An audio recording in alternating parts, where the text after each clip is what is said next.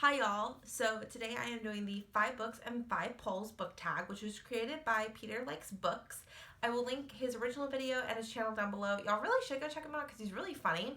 And I really like this tag because it's very substantive. So the premise is you take 5 books, and for each book you ask a poll question and you link a poll up in the card. So you guys can actually participate in this video by answering the poll question. So this should be fun. So the first book is Allegedly by Tiffany D. Jackson. And this book, I enjoyed it all but the ending. And the premise of this book is you have this, I think she's like 16-year-old girl who has just gotten out of jail.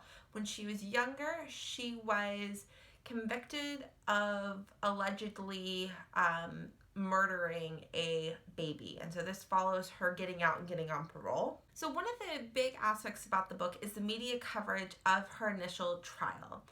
And this really got me thinking about, does media coverage taint a jury pool? Because if you think about it, a lot of trials we have, at least in the United States, the way our court system works, is the press is on it from the day the press release comes out from the police report.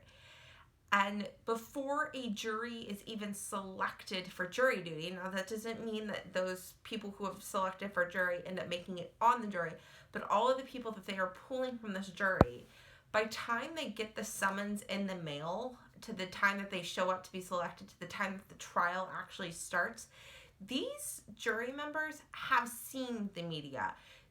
It very much is very prevalent. And does that already put a bias on the people in the jury on whether or not this person is innocent or guilty before they even have the chance to have themselves defended in court? The next book is The Rocket Diaries, Escape from Islamic State by Samir.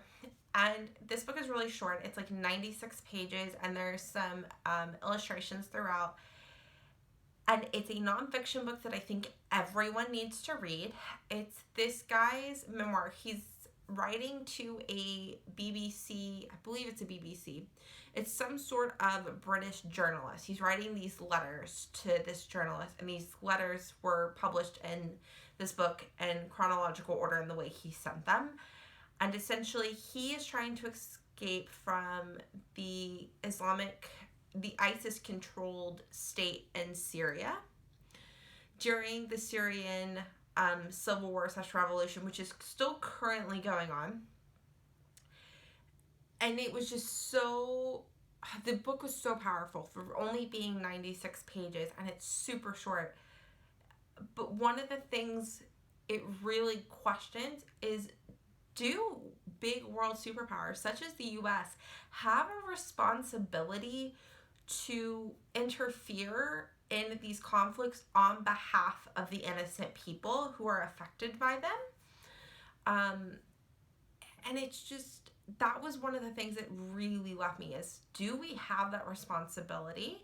I remember being very upset after I had read what the US world superpowers were doing / not doing when I read this. And so yeah, next one is a thriller, and this is Something in the Water by Catherine Studman. I loved this I believe I read it last summer. It was phenomenal. I want to reread it again.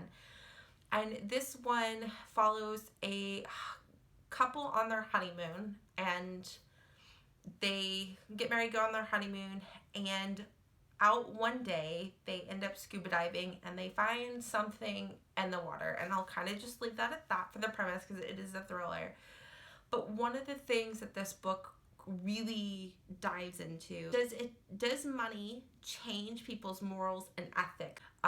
It plays a lot with, does the lack of money or does the presence of money change our morals and ethics?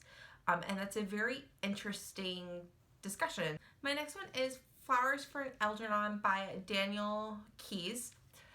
So, preface on Flowers for Algernon. There's the short story which came first, and then there is the novel. And I'm going to be talking specifically about the novel, but this also does, the question I'm going to pose does still tie into the short story. The novel is the short story plus some.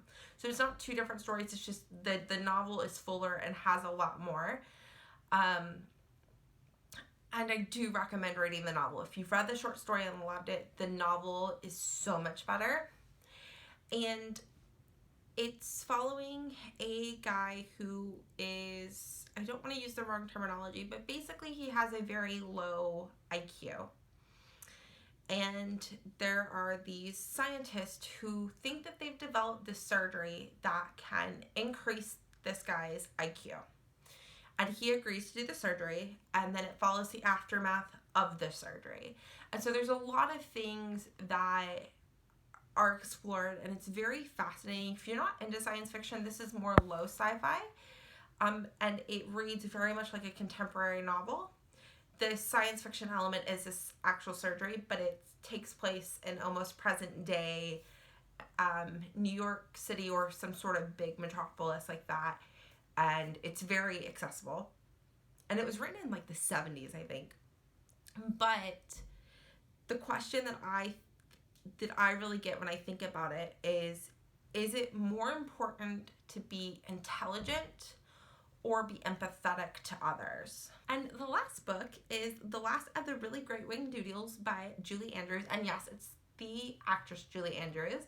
And this is a children's book she wrote 20 odd years ago. It's fantastic if you haven't read it. It follows these children and this professor, and he takes them into the land of the last of the really great winged doodles. And the winged doodle is this very eccentric, I don't even know how to describe him because he's described so many different ways in the book itself.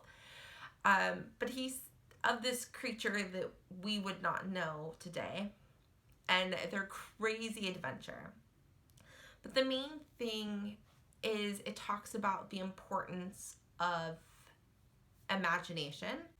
When I think about this book, one of the things that I was thinking about was, as we get older, do we lose our imagination? I'm not going to tag anybody specifically, but if you're watching this video and want to do it and need to be tagged, then you're officially tagged. And yes, I can't wait to see what you guys say in the polls. And I had so much fun doing this book tag, and I'll see y'all later. Bye, y'all.